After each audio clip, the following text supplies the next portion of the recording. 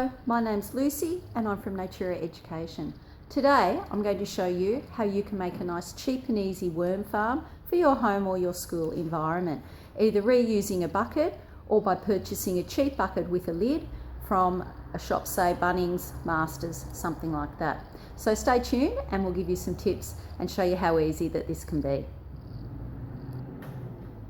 If you follow the nice easy steps provided, you should be able to make your own worm farm for at home or your school environment. So stay tuned and we'll give you some nice easy tips.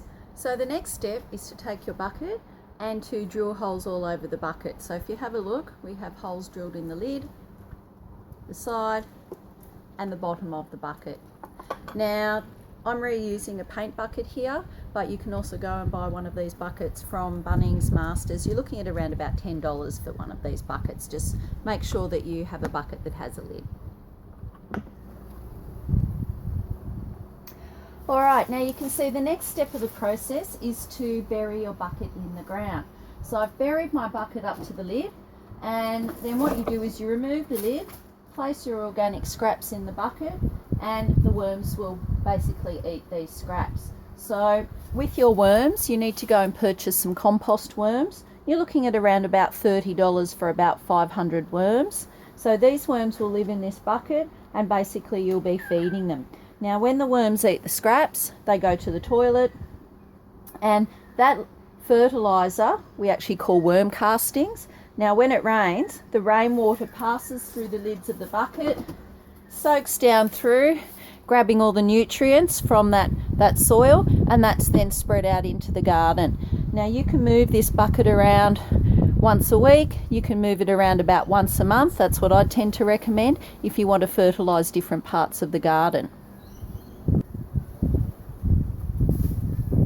So if you have a look here, you'll be able to see here are my worms.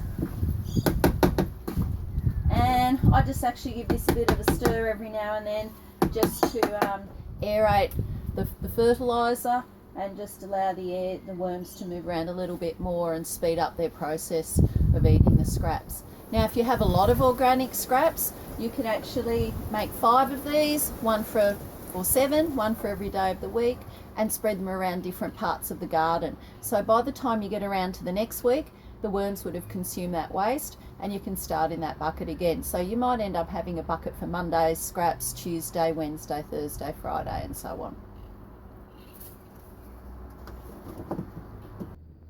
Thank you for your time today.